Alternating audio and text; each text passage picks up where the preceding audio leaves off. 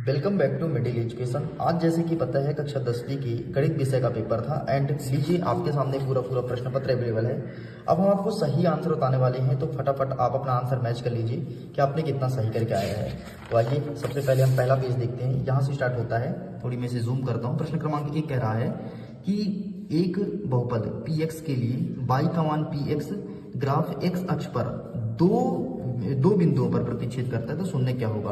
तो देखो, दो बिंदुओं पर प्रतिच्छेद करते हैं तो इसका सही आंसर लगाना है ऑप्शन नंबर सी।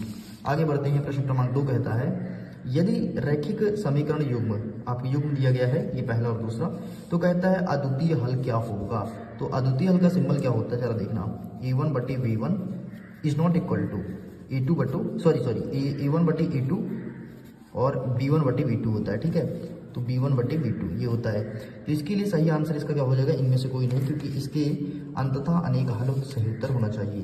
तीसरा नंबर कहता है एक समांतर श्रेणी दिया गया है और इसका व्यापक पद क्या होगा, तो इसका सही आंसर लगाना है आपको ऑप्शन नंबर डी। आगे बढ़ते हैं। नेक्स्ट कह रहा है हमारा प्रश्न क्रमांक 4, एक त्रिभुज दिया है ABC जिसमें DE बराबर है AB के और CD का मान 4 सेंटीमीटर है, EC का मान 5 सेंटीमीटर है, BE का मान 7 सेंटीमीटर है, तो DA का मान कहता है ना, तो इसका सही आंसर आपको लगाना है ऑप्शन नंबर ए। आगे देखते हैं। 5वां नंबर कहता है एक बिंदु दिया है PXY, इसका मूल बिंदु से दूरी क्या होगा, तो इसका सही आंसर लगाएंगे ऑप्शन नंबर ए, यही आपका सही उत्तर हो जाएगा। आगे देखते हैं। नेक्स्ट 6वां नंबर कहता है कि साइन 2A का मान 2 साइन A दिया है, तो A का मान कितना होगा, तो A का मान 0 डिग्री हो जाएगा। इस प्रकार से कंप्लीट होता है। सेम क्वेश्चन इंग्लिश में अवेलेबल आप देख सकते हैं एंड इस प्रकार से इंग्लिश में क्वेश्चन पेपर दिया गया है। चलो आगे बढ़ते हैं, फटाफट आगे के आंसर को देखते हैं। सब कुछ आंसर भर दिया हूँ, बस तुमको देखना है।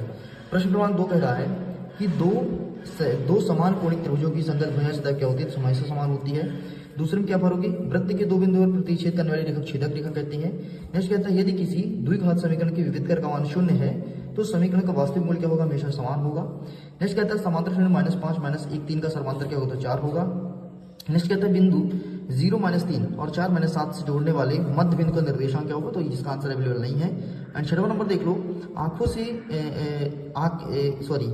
देखी गई वस्तुओं का उन्नयन कोण, ठीक है, यहाँ पर उन्नयन कोण होते हैं ना, बस इस प्रकार से तुम्हारा ये भी कंप्लीट होता है।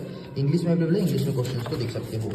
आगे बढ़ते हैं। नेक्स्ट हमारा क्या कह रहा है, नेक्स्ट कह रहा है प्रश्न क्रमांक 3 जिसमें कह रहा है सत्य असत्य बताइए। तो पहला नंबर क्या हो जाएगा, दो आकृतियां जिनकी समान आकार हो परंतु रूप से अमाप समान ना हो तो सर्वांगसम कहलाएगी, नहीं ये सर्वांगसम नहीं होती बल्कि समान होती है, तो ये आपका असत्य हो जाएगा। तो पहला आपका गलत है। दूसरा क्या है, जो दूसरा हो वो सही हो जाएगा। तीसरा जो है वो आपका गलत हो जाएगा।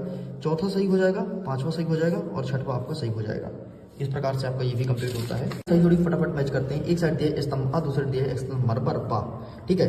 ये पहले का सही आंसर आपको इससे मैच करना है, तो पहले का आप मैच करोगे इससे, ठीक है। दूसरा क्या कह रहा है, इसका शून्यक पूछा है, तो इसका सही आंसर आपको F के साथ मैच करना है। तीसरा नंबर जो कहता है कि इसका योगफल क्या होगा, तो इसका A के साथ मैच करना है। मूल बिंदु का निर्देशांक क्या होता है, तो हमेशा 0 0 होता है, तो इससे मैच करना है। नेक्स्ट कहता है कि tan 45 और cot 45 का मान क्या होगा, तो इसका मान हो जाएगा 2। एंड अंतिम कहता है कि sec square theta minus tan square theta क्या होता है, इसका मान होता है 1। इस प्रकार से आपका ये भी होता है कंप्लीट। चलो आगे बढ़ते हैं। अब देखते हैं एक वाक्य में उत्तर दीजिए। तो पहले का उत्तर आपको 50 लिखना था, दूसरे का उत्तर -4 लिखना था, तीसरे का नहीं, चौथे का उत्तर यहाँ पे लिखा है कि 2πr θ/360 एंड पांचवी लिखना था b² - 4ac एंड छठवीं लिखना था πr²h। इस प्रकार से सब कुछ कंप्लीट होता है। जो मैंने पढ़ाया था वहां से बहुत सारे क्वेश्चन सेम टू सेम देखने के लिए आप देख सकते हैं, बहुत सारे क्वेश्चन आपके एग्जाम में आए हैं। And next